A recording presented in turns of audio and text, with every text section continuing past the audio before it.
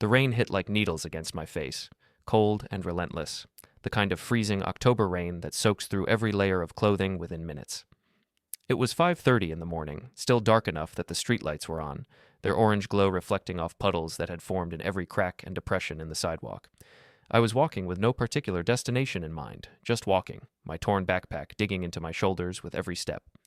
Everything I owned, everything I had left, was in that bag. 2 changes of clothes, a water bottle, my phone charger, a notebook with college application essays I'd written but would probably never submit. The zipper was broken, held together with a safety pin, and rain was seeping inside, probably ruining what little I'd managed to salvage. I didn't know where I was going. I just knew I couldn't be in that house anymore. A car approached from behind, its headlights cutting through the pre-dawn darkness.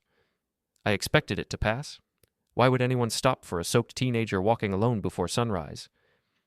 But the car slowed, and I heard the gentle hum of an expensive engine idling beside me. I glanced over. A gray Mercedes. Sleek, clean, clearly worth more than everything my family had ever owned combined.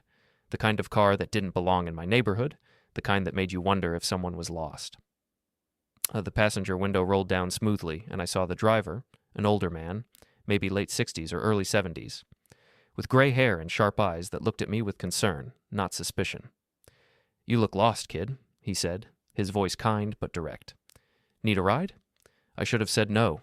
Every safety lesson I'd ever learned said don't get in cars with strangers, especially when you're alone and vulnerable. But I was so tired, so cold, so completely done with everything. "I don't know where I'm going," I admitted. "Then you might as well be warm while you figure it out," he said. "Come on, get in."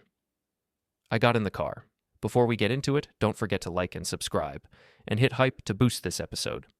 Drop a comment below with your city or country. I'm always curious where viewers are joining from. To understand why I was walking in the freezing rain at 5:30 a.m. with everything I owned in a torn backpack, you need to understand my family. Specifically, you need to understand the dynamic between me, my younger sister Emma, and our parents. Emma was the golden child. That's not bitterness talking, it's just objective fact. From the moment she was born, when I was 5 years old, it was clear she was special, the chosen one. The child my parents had apparently been waiting for. She was smart, genuinely smart, not just parent thinks their kid is smart. She tested into gifted programs in elementary school. She won academic competitions. She played violin at a level that made music teachers weep. She was beautiful, charming, the kind of kid other parents pointed to and said, "Why can't you be more like her?" And my parents invested everything into nurturing that specialness. Private violin lessons at $150 an hour. Academic tutoring, even though she didn't need it, just to maximize her potential. Summer camps at prestigious universities. Competition fees, travel expenses, wardrobes for performances. When she was 13, they hired a college admissions consultant to start building her resume. At 13, I'm not saying Emma didn't deserve support. She was talented. She worked hard. But the disparity, the sheer, obvious, painful disparity, between what they invested in her versus what they invested in me, was impossible to ignore. I went to public school. I wore hand-me-downs or Walmart clearance. I got one birthday present per year, usually something practical like socks or school supplies. When I asked about music lessons, I'd always wanted to learn guitar. My father laughed and said, "We can't all be prodigies, son. Someone has to be realistic." By the time I was 15, the message was clear. Emma was the future. Emma was the investment. Emma was the child worth sacrificing for. And I was the one expected to do the sacrificing. "You don't need to go to college," my mother told me when I was 16, sitting at our kitchen table, her tone matter-of-fact like she was discussing the weather. "You're good with your hands. You could do a trade, electrician, plumber, something like that. Make decent money, contribute to the family." "I want to study engineering," I said quietly. "I have good grades. I could get into state school." "And how would we pay for that?" my father interrupted. "Emma's education is already stretching us thin. We can't afford to send both of you to college." "I could get loans, or work while I study." "Emma needs to focus on her studies without worrying about money. That means we all need to focus on supporting her. That's what families do. They sacrifice for the ones with the most potential." The ones with the most potential. As if I had no potential. As if my dreams didn't matter because I wasn't a violin prodigy or an academic superstar. As if being ordinary meant being disposable. So I got a job. At 15, I started working at a grocery store, bagging groceries and collecting shopping carts. Minimum wage, 20 hours a week while going to school full-time. I told myself I was saving for college. I told myself that if my parents wouldn't invest in my future, I'd invest in it myself. Every paycheck, I deposited money into a savings account I'd opened with my mother's help when I turned 16. It wasn't much. Minimum wage doesn't go far. But I was disciplined. I packed lunches instead of buying them. I never went to movies or bought new clothes. Every dollar that wasn't absolutely necessary went into that account. Over 2 years, working every weekend, every school break, every spare hour I could find, I saved $1,200, $1,200.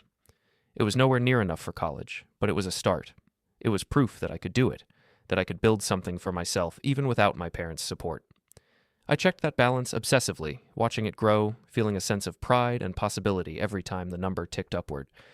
Until the morning it disappeared. I was 17, a senior in high school, 3 months from graduation. I logged into my account to check the balance before my shift at the grocery store, and the number on the screen made my stomach drop. 0 zeros. At first, I thought it was a mistake, a bank error. But when I checked the transaction history, I saw withdrawal after withdrawal. $200 here, $350 there, $500, $150. All of them approved, all of them legitimate transactions from the account's co-owner. My mother. Because she was listed on the account. She'd had to be. I'd been under 18 when we opened it. I'd trusted her. Never imagined she'd access it without telling me. Never thought she'd steal from her own son. But she had. And when I confronted her that evening, when I came home from school, shaking with anger and disbelief, she didn't even look guilty.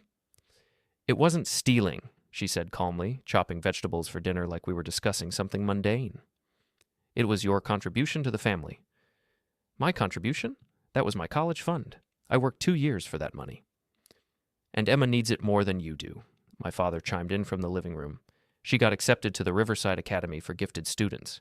Do you know what an honor that is? Do you know how much that costs? I don't care. That was my money. I earned it. You earned it living under our roof, eating our food, using our electricity, my mother said, her voice hardening. You don't get to hoard money while your sister's future is at stake. This family invests in Emma because Emma is going to make something of herself. We all have roles to play. Yours is to support your sister. That's not fair. Life isn't fair, my father cut me off. The sooner you learn that, the better. Emma has potential, real potential. You're a B student who bags groceries. We're making the smart investment. I stood there, feeling like the floor had dropped out from under me. My parents, the people who were supposed to protect me, support me, love me, had stolen from me, had taken 2 years of hard work and sacrifice and just taken it, like I didn't matter, like my dreams were negotiable and Emma's weren't. I want it back, I said, my voice breaking. That money was mine. It's already been spent, my mother said simply. We paid Emma's enrollment fees yesterday. It's done. That's when I should have left. That's when I should have walked out and never looked back. But I was 17, still in high school with nowhere to go. So I stayed. I went to my room, closed the door, and cried. For the first time since I was a child. Over the next few weeks, things got worse. My parents, emboldened by getting away with taking my savings, decided I had other assets they could liquidate for Emma's benefit. They sold my computer, the one I'd bought myself with birthday money accumulated over 3 years.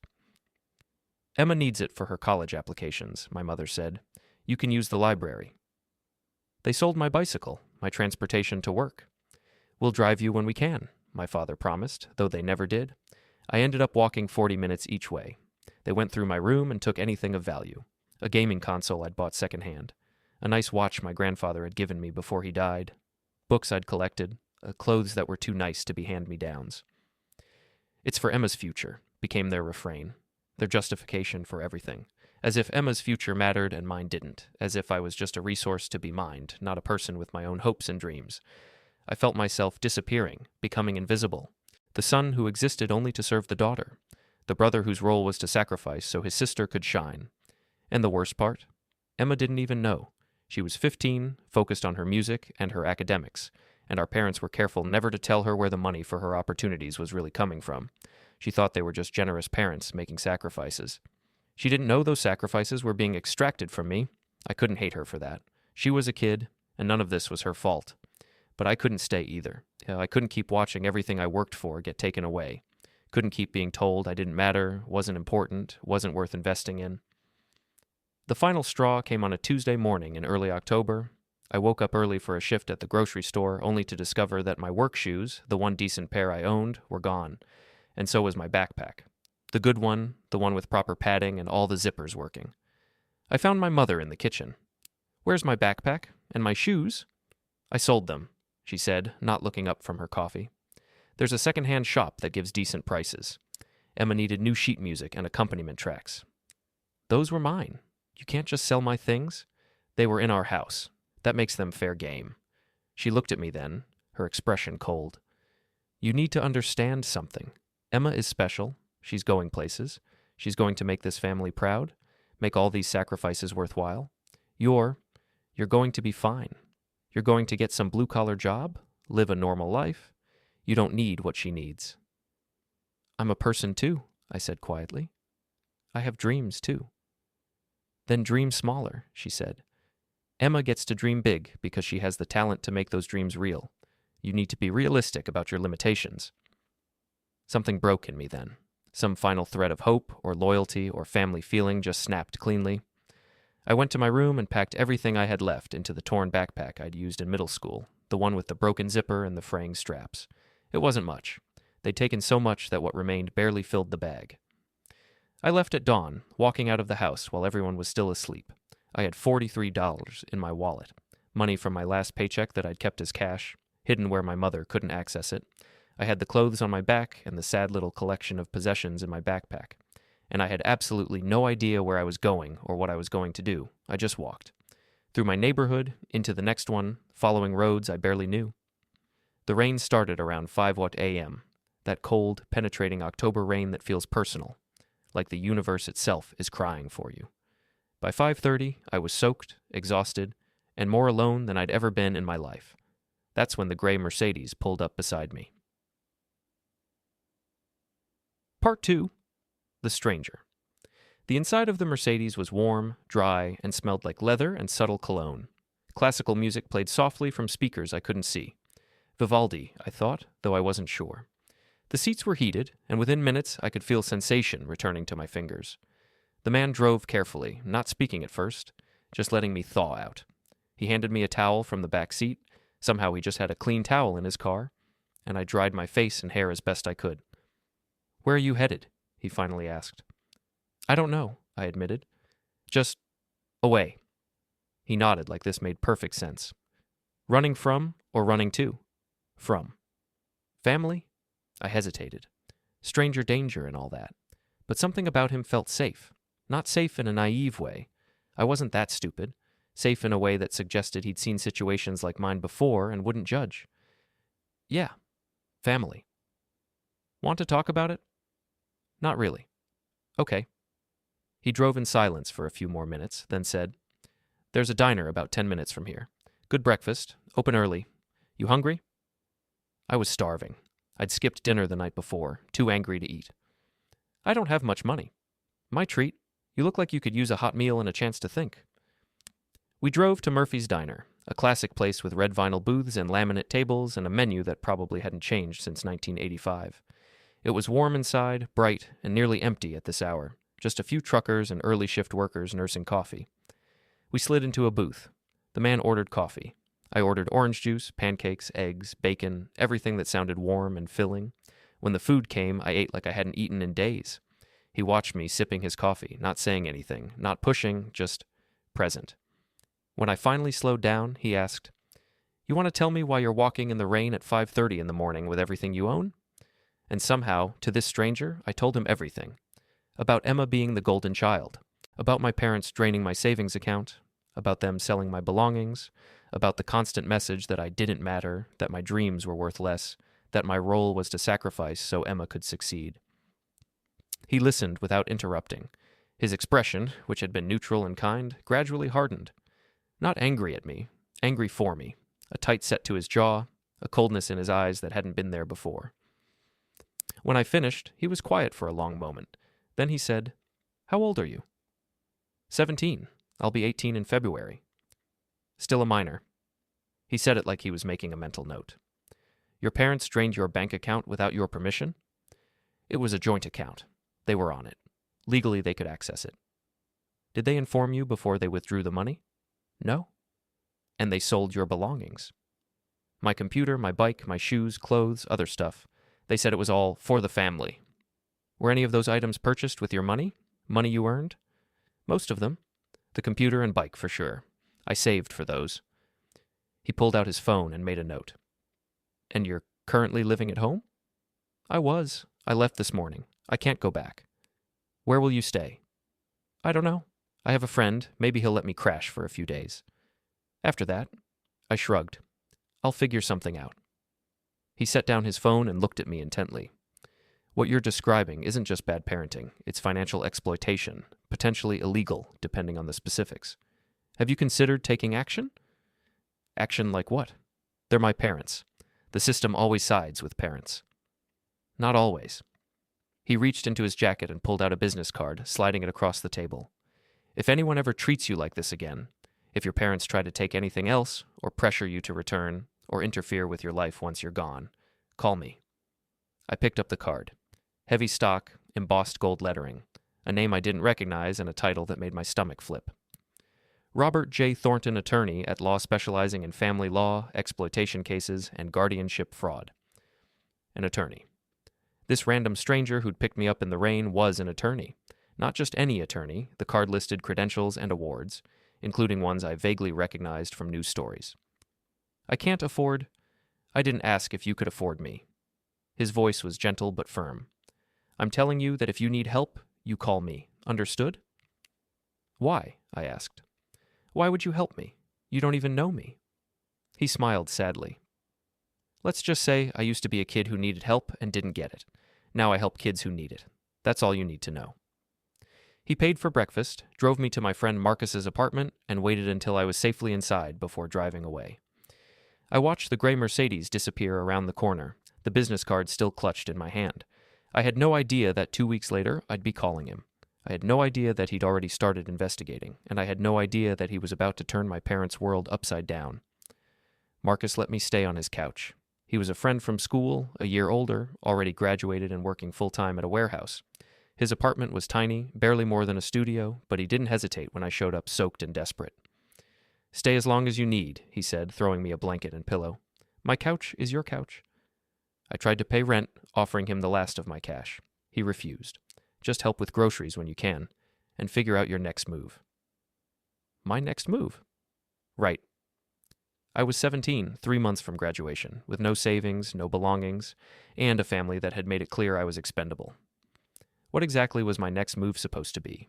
I kept going to school, kept my head down, avoided my parents even though we lived in the same town. They didn't try to contact me, not to apologize, not to check if I was safe, not even to demand I come home. Their silence said everything about how much I mattered to them. Emma called twice. I didn't answer. She left voicemails saying she missed me, asking where I was, saying Mom and Dad were worried. The last part was a lie. If they were worried, they'd have called themselves. A week after I left, my mother showed up at the grocery store where I worked. I saw her through the window, talking to my manager, gesturing. My stomach dropped. Was she trying to get me fired? After she left, my manager called me into his office. Your mother seems concerned about you, he said carefully. What did she say? That you ran away from home, that you're unstable, that the family is worried about your mental health. She wanted me to call her if you showed up for shifts. And I told her that you're 18 years old. I'm 17. Close enough, and that your employment is none of her business. But kid, are you okay? Is there something going on at home I should know about? I almost told him, almost explained everything. But what would that accomplish? He was my manager, not a social worker. He couldn't fix my family. I'm fine, I said. Family drama. I'm handling it. If you need resources, help finding a place to stay, there are organizations. I'm fine, I repeated. Really. He didn't look convinced, but he let it go. That night, my father called. I almost didn't answer, but curiosity got the better of me. You need to come home, he said without preamble. No hello. No asking if I was okay, just a demand. No. You're embarrassing this family. People are talking. Your mother is upset. Mom is upset? I had $1,200 stolen from me. I had my belongings sold without permission. But Mom is upset? We provided for you for 17 years. We fed you, clothed you, gave you a roof over your head. You owe us. I owe you? I couldn't believe what I was hearing. For doing the bare minimum required by law? For treating me like an ATM for Emma's future? Don't be dramatic. We're your parents. We make decisions for this family, and sometimes those decisions involve sacrifice. You're old enough to understand that. I understand perfectly. Emma matters and I don't. That's the decision you made. If you don't come home, there will be consequences. Like what? You'll steal more of my money? Sell more of my stuff? There's nothing left to take, Dad. He was quiet for a moment. Then, you're 17. Legally, we can file a runaway report. The police will bring you home. Then do it. File your report. Tell the police I ran away because you stole from me. See how that goes. I hung up before he could respond, my hands shaking with adrenaline. Marcus, who'd been listening from the kitchen, came over and sat beside me. They sound like real pieces of work. That's one way to put it. You gonna be okay? I don't know. I pulled out Robert Thornton's card, which I'd been carrying in my wallet. But I think I might know someone who can help. I called the number on the card the next morning. It went to a receptionist with a professional voice. Thornton Legal Associates. How may I direct your call? I need to speak with Robert Thornton. He gave me his card and said to call if I needed help. May I have your name? I gave it, expecting to be told he was busy, unavailable, would call back eventually. Instead, please hold. Elevator music played for maybe 10 seconds. Then Robert Thornton's voice. I was waiting for your call. You were? You left your parents' house over a week ago. I assumed it would take you about this long to realize you couldn't handle this alone. What happened? How did you know I left? I'm an attorney, son. I investigate. When a 17-year-old tells me his parents are exploiting him, I pay attention. Now tell me what happened. So I told him about my mother showing up at work, my father's threatening phone call, the implicit intimidation to return home. Have they filed a runaway report? They threatened to. They won't, because that would create a paper trail, and paper trails are not their friend right now. Can you come to my office? When? This afternoon, 3 p.m. Bring any documentation you have. Pay stubs, bank statements, receipts for items you purchased. Anything that proves you earned money and owned property. I don't have much. They took most of it. Bring what you have. He gave me the address. I took the bus downtown to a building I'd passed 100 times but never noticed. Thornton Legal Associates occupied the 15th floor of a high-rise with marble floors and floor-to-ceiling windows overlooking the city. The receptionist greeted me by name. Mr. Thornton is expecting you. Conference room B. She led me down a hallway lined with awards, framed newspaper articles, photos of Robert Thornton with politicians and judges and people I vaguely recognized as important. This wasn't just a lawyer. This was a big-deal lawyer. Robert was waiting in a conference room with a view that made me dizzy. He shook my hand formally, gestured for me to sit, and introduced me to 2 other people, a paralegal named Jennifer and another attorney named Michael Chen. We've been looking into your situation, Robert said without preamble. Based on what you told me and what we've been able to verify, your parents have committed several potentially illegal acts. He opened a folder and spread documents across the table. Bank statements, transaction records, sales receipts. Information I didn't know existed. Your savings account. Your mother made withdrawals totaling $200 without your consent or notification. While she was technically a co-owner of the account, Washington state law requires reasonable notice for withdrawals from joint accounts involving minors, especially when the funds were deposited by the minor. She didn't provide that notice. But can we prove she didn't tell me? We can prove she withdrew funds on dates when you were at school or work, making in-person notification impossible. We can prove she didn't call or text you those days. We can establish a pattern of secretive behavior. He moved to another document. The items your parents sold. You stated you purchased many of them with your own earnings. The computer and bike for sure. I have had receipts. We found the receipts. They were in your room. Your mother kept them, presumably for tax purposes or in case of warranty claims. They prove you purchased those items. When your parents sold them without your permission, that constitutes theft, even from their own child. Wait, you were in my room? I had an investigator do a welfare check, claiming to be from Child Services. Your parents, eager to appear cooperative, gave him access. He photographed everything relevant, all perfectly legal. I stared at the documents. This was real. This was happening. 2 weeks ago, I was walking in the rain with everything I owned. Now I was in a high-rise office with attorneys telling me my parents had committed crimes. What do we do? I asked. We file suit. Civil court. We seek restitution for the stolen funds and property, plus damages for emotional distress. We seek a protective order preventing your parents from accessing any future accounts or earnings, and we establish your legal independence so they can't interfere with your life once you turn 18. Will I win? Robert leaned back in his chair. Let me put it this way. I don't take cases I can't win. Your parents broke the law. They stole from their own child to fund their preferred child. A judge will not look kindly on that, especially when we present evidence of a pattern of favoritism and exploitation. But they'll fight it. They'll say it was for the family that I'm being ungrateful. Let them say it. Let them try to justify theft in front of a judge. It won't go well for them. Michael Chen spoke up for the first time. There's something you should know. We looked into your sister's situation, Emma's enrollment at Riverside Academy. That was paid for with your money. The receipt your mother kept shows a payment of $1,200, the exact amount from your account.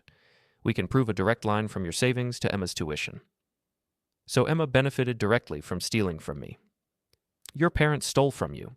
Emma is a minor and likely had no knowledge of where the money came from. But yes, she benefited. That makes the theft even more egregious. They took from one child to give to another. Robert stood up and moved to the window. Here's what's going to happen. We'll file the paperwork this week. Your parents will be served with a summons. There will be a court date, probably within a month. They'll have a chance to respond, to present their side. Then we go before a judge. And if we win? When we win, you'll get restitution, your money back, compensation for your property, funds for any counseling you might need, and your parents will lose any legal claim to your earnings or property going forward. And if we lose? We won't. Robert turned back to me, his expression serious. I've been doing this for 30 years. I've seen every kind of family exploitation you can imagine. Parents stealing from children, guardians draining trust funds, siblings manipulating inheritances.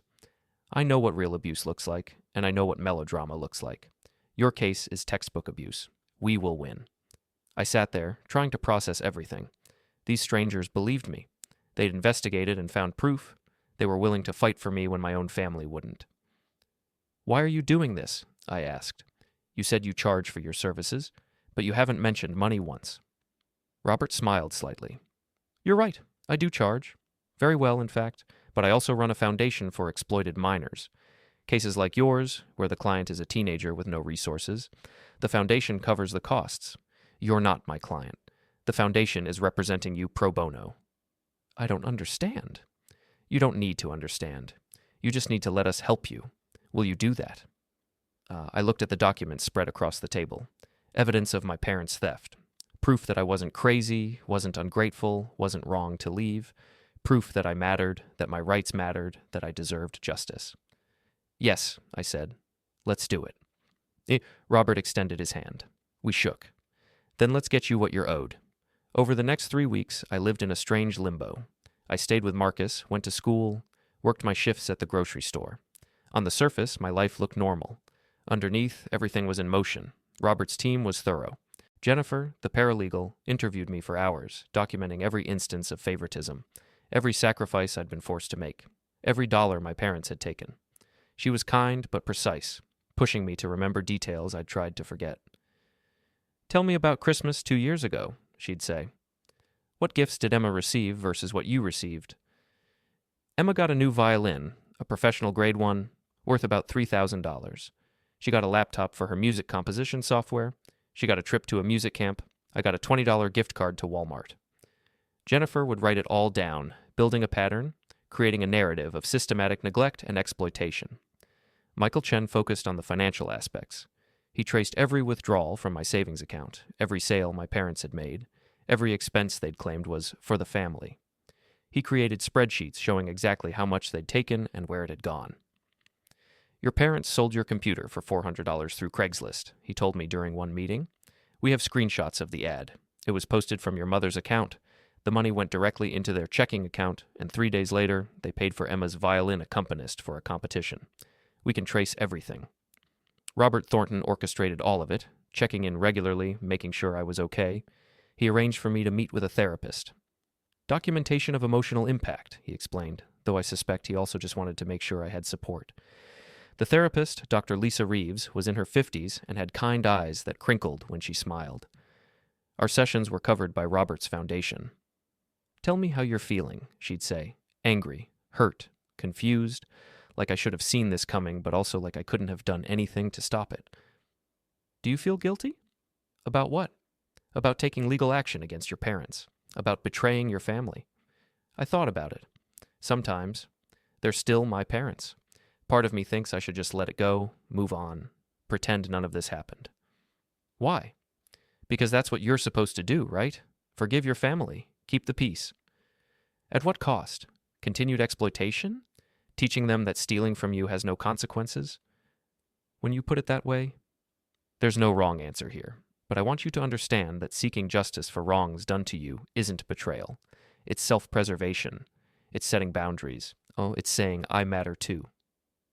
That became my mantra. I matter too. My parents tried to contact me twice during those 3 weeks. Once through Emma, who called crying, saying Mom and Dad missed me and wanted me to come home.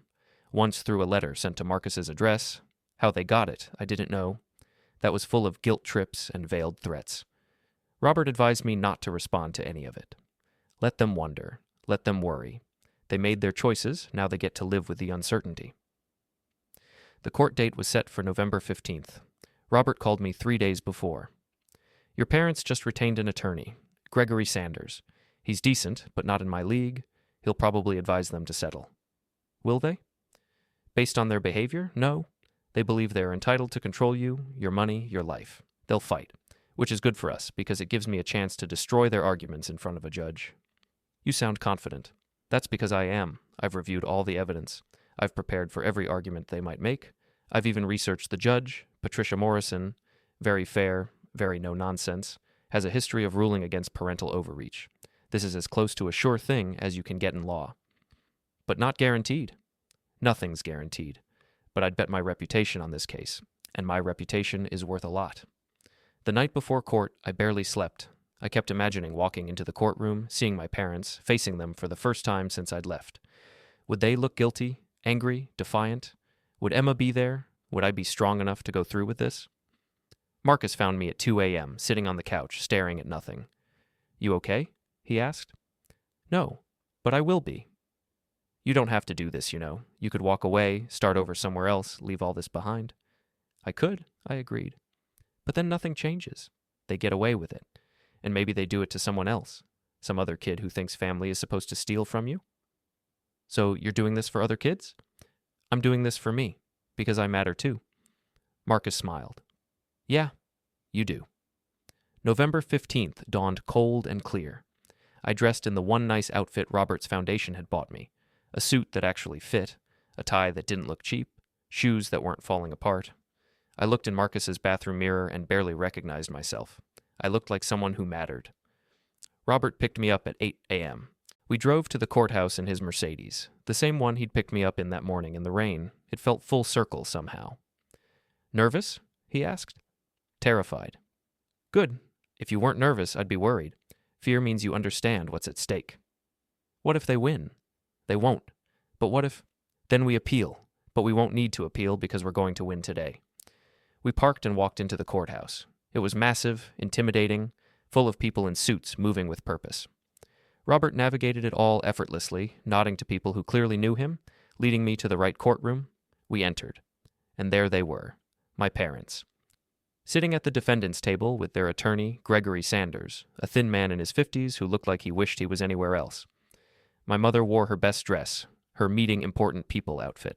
My father wore a suit I'd only seen him wear to funerals. They looked confident, smug even, like they had already won. Then they saw Robert Thornton enter behind me, and their expressions changed. My mother's confidence faltered. My father's smugness evaporated.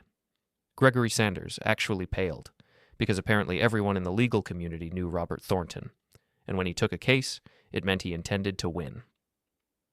The judge entered, Patricia Morrison, a black woman in her 60s with sharp eyes and an expression that suggested she suffered no fools. We all stood. Please be seated, she said. We're here today for the case of... She glanced at her notes. Morrison versus Morrison. Plaintiff is the minor child, represented by Mr. Thornton. Defendants are the parents, represented by Mr. Sanders. Before we begin, I want to make something very clear. I will not tolerate emotional manipulation, dramatic outbursts, or appeals to sentiment. This is a court of law. We deal in facts and evidence. Understood? Everyone nodded. Mr. Thornton, you may begin. Robert stood. When he spoke, His voice carried authority that filled the courtroom. Your Honor, this is a case about systematic financial exploitation of a minor by his own parents. Over the course of 2 years, the defendants withdrew $200 from the plaintiff's savings account without permission, sold personal property worth approximately $800 that the plaintiff had purchased with his own earnings, and created a household environment where the plaintiff was explicitly told his worth was less than his siblings. He presented the evidence methodically. Bank statements showing the withdrawals, screenshots of Craigslist ads selling my property, receipts proving I'd purchased those items, text messages from my mother to relatives discussing helping Emma with family resources, meaning me. My mother tried to interrupt once. That's not... Judge Morrison cut her off sharply. Mrs. Morrison, you will have your opportunity to speak. Right now, you will be silent. Robert continued, painting a picture of parents who'd decided one child mattered more than the other, who'd treated me as a resource rather than a person, who'd stolen from me without remorse or acknowledgement of wrongdoing. When he finished, Judge Morrison turned to Gregory Sanders. Your response? Sanders stood, looking uncomfortable. Your Honor, my clients acted as parents often do, making difficult decisions about resource allocation within a family. The money in question was in a joint account, making it legally accessible to Mrs. Morrison. The property sold was in the family home, which the parents own. While the plaintiff may feel aggrieved, no laws were technically broken. Technically, Robert repeated, standing.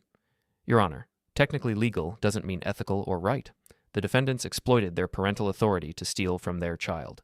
They may have had legal access to a joint account, but they violated the implicit trust that account represented. They may have owned the home, but they didn't own property their son purchased with his own earnings.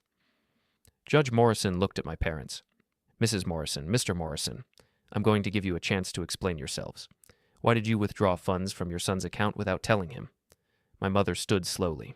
Your Honor, we have 2 children. Both have needs. Emma has exceptional talent and opportunities that required investment. We couldn't afford to support both children equally, so we made decisions about where our resources, our family's resources, would be best utilized. And you determined those resources included money your son earned and saved? It was a family account. We all contribute to this family. Did your son consent to his savings being used for his sister's education? My mother hesitated. He didn't need to consent. We're his parents. We make decisions for the family's benefit. So that's a no. He was living under our roof, eating our food, which you are legally obligated to provide, Judge Morrison interrupted. He didn't owe you rent or repayment for basic necessities. Those are parental obligations, not loans. She turned to my father. Mr. Morrison, you sold your son's computer and bicycle, property he purchased himself. Why? My father stood. Emma needed resources for her education. We didn't have extra money. We made hard choices. Were those yours to sell? They were in our house. That's not what I asked. Did you purchase those items? No, but did your son purchase them with his own money? Yes. Then they weren't yours to sell, were they? My father sat down, his face red. Judge Morrison looked at me. Young man, would you please stand and tell me in your own words what happened? I stood on shaking legs. Robert gave me an encouraging nod. Your Honor, I worked from age 15 to save for college. I knew my parents were focused on my sister, so I tried to be independent, to take care of myself. But every time I built something, savings, property, a plan for my future, they took it.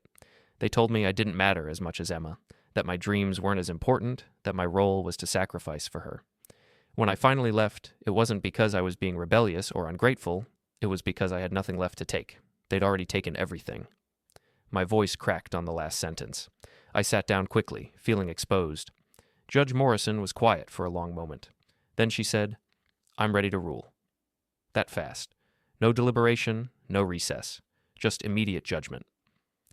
Mr. and Mrs. Morrison, your behavior toward your son is appalling. Not illegal in every technical sense, but morally reprehensible and, in several instances, criminally prosecutable.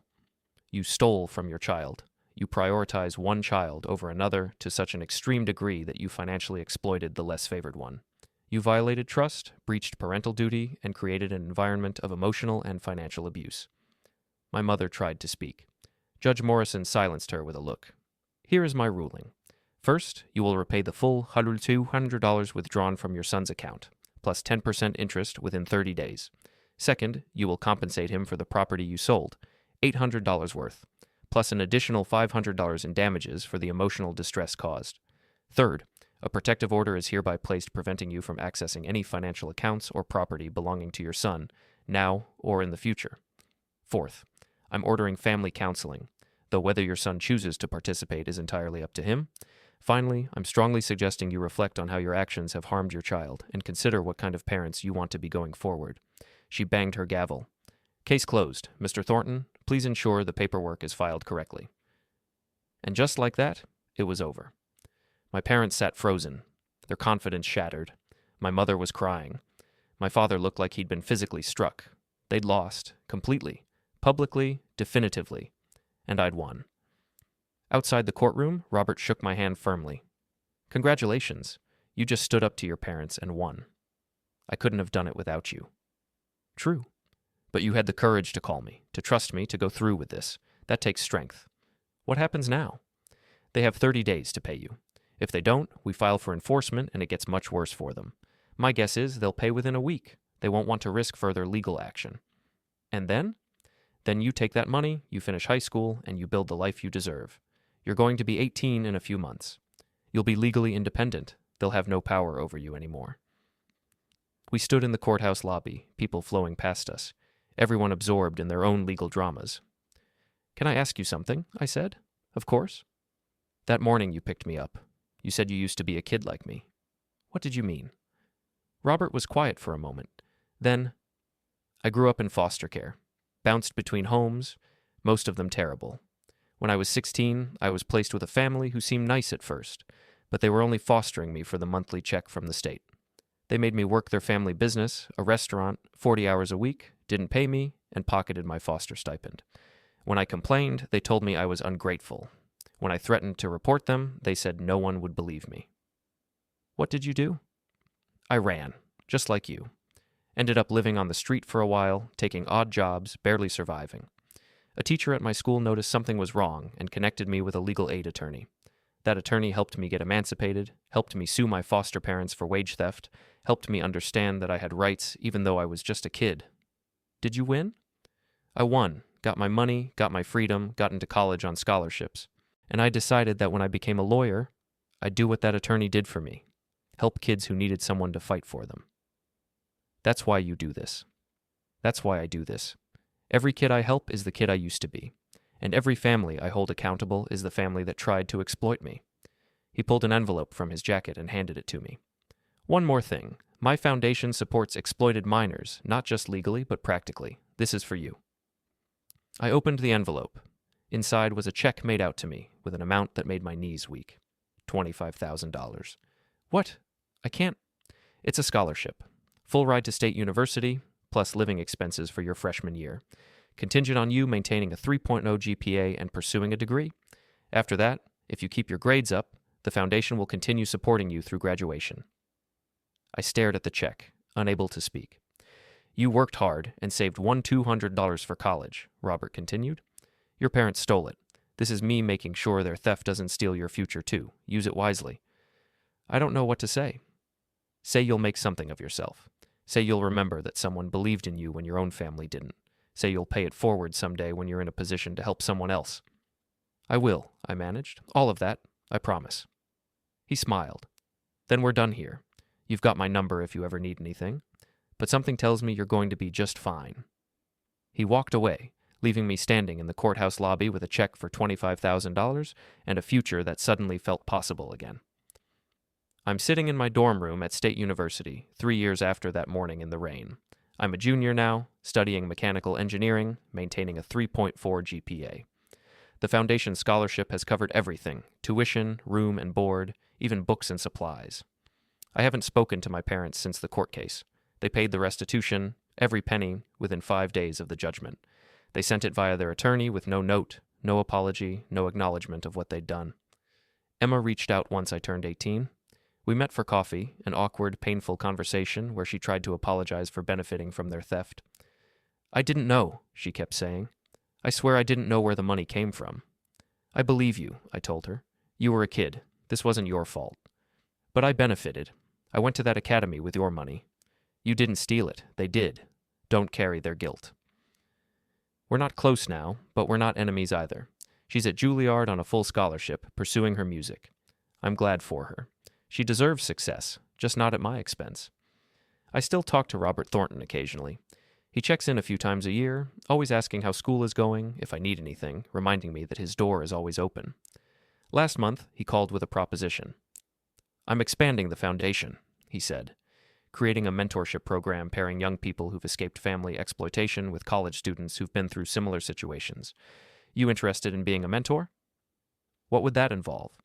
Sharing your story, meeting with high schoolers who are dealing with what you dealt with, showing them that escape is possible, that justice is possible, that their futures aren't determined by their family's worst behavior. I thought about myself at 17, walking in the rain, believing I was worthless because my parents treated me that way. I thought about the stranger in a Mercedes who stopped and changed everything. "I'll do it," I said. So now I mentor. 3 kids so far, all dealing with financial exploitation, favoritism, or abuse disguised as family decisions. I tell them my story. I connect them with resources. I show them Robert Thornton's card and say, "This man saved me. Let me help save you." Because that's what paying it forward means. Someone helped me when I was at my lowest. Now I help others at theirs. I keep a photo in my dorm room. It's from the courthouse that day, taken by a journalist who'd been covering another case and recognized Robert Thornton. In it, I'm shaking Robert's hand, looking young and overwhelmed and tentatively hopeful. I look at it sometimes when school gets hard, when I doubt myself, when the voice in my head sounds suspiciously like my parents telling me I'm not good enough. Then I remember, a stranger in a Mercedes believed I was worth saving.